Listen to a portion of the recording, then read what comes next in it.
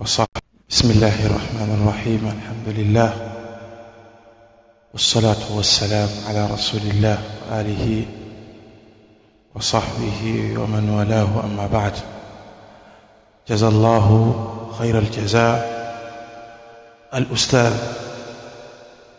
أبا أرقم علي بن مسعود حفظه الله تعالى بهذه الموعظة البليغة النافعة إن شاء الله تعالى. Ukitaka kujipima kwamba muhadhara wa leo umeufahamu au hujaufahamu, ukiona unaweza kutoka kukusudiwa nani pale, ndio hujafahamu hata yani wewe moyo hujasafika. Kwa hiyo wewe utoke kama alivyozungumza Sheikh kwamba haya ni mauidha kwa ujumla, kuna lilengwa alokusudiwa. Mifano mitajwa Abu Huraira na Umar, haikutajwa daraja bovu wala kurefu. Sawa? Sababu kuna watu wengine wanaweza kutoa mawaidha mazuri kisha kuja kuvuruga baada ya mawaidha. Kwa hiyo hizi nasaha za ujumla na zinatuhusu wallahi, kila mmoja wetu sisi anafahamu. Na mtihani ambao tuko nao hata sasa hivi, ukienda katika kijiji ambacho da'wa haijafika, yani ndio kwanza watu wanaanza kujikusanya hivi, watafuta kiwanja au kuna darasa, walimu wawili watatu wanakuja, mashallah, wakuta khairi, chango, watu wanakaa vikao, wanapanga. Nenda baada ya miaka 3 4 hivi, yule nani yuko wapi? Kishajitenga yule, haji tena siku hizi hapa. Kwa hiyo bwana, umetokea mzozo hivi. Kwa hiyo yani hata ukisoma katika historia unakuta hivi ndivyo Allah alivyotutahini.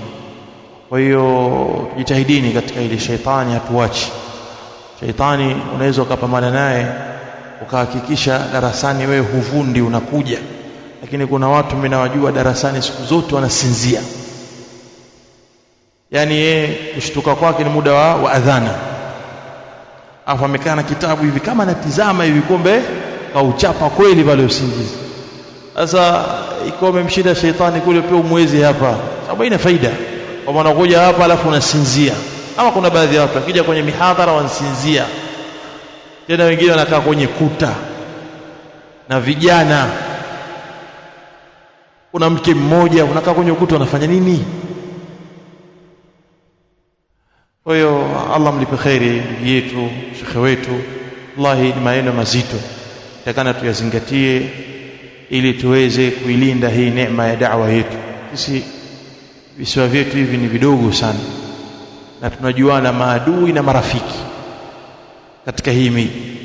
Na hata ukisikiliza wazee, muda mwingine unaweza ukahasimiana na mtu kisha mkaja kukutana mazikoni, kumbe ndugu yako au jamaa yako. Mimi binafsi niliwahi kusoma na ndugu yangu, baba mkubwa na baba mdogo. Tumesoma miaka 2 shule mpaka namaliza, hatujuani.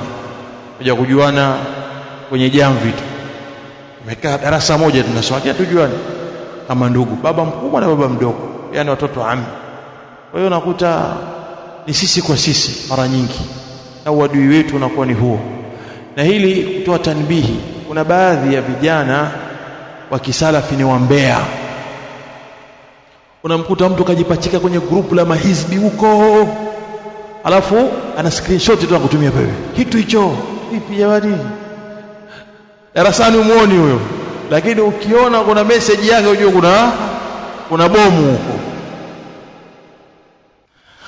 Almuhim, wallahi maneno ni mazuri sana. Allah amlipe khairi ustadhi, na bila shaka tumefahamu na tutayafanyia kazi. Katika kuyafanyia kazi kutoka katika muhadhara huu tukajua kwamba haya ni maneno ambayo yanatuhusu sisi sote.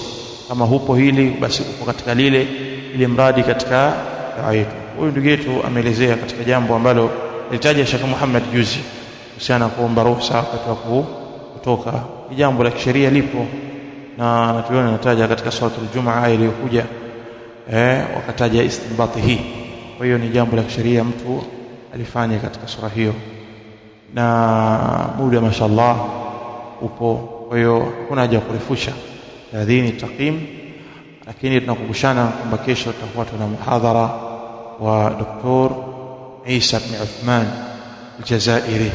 Wallahi hata kama ni mwenyeji lakini bado ni mgeni.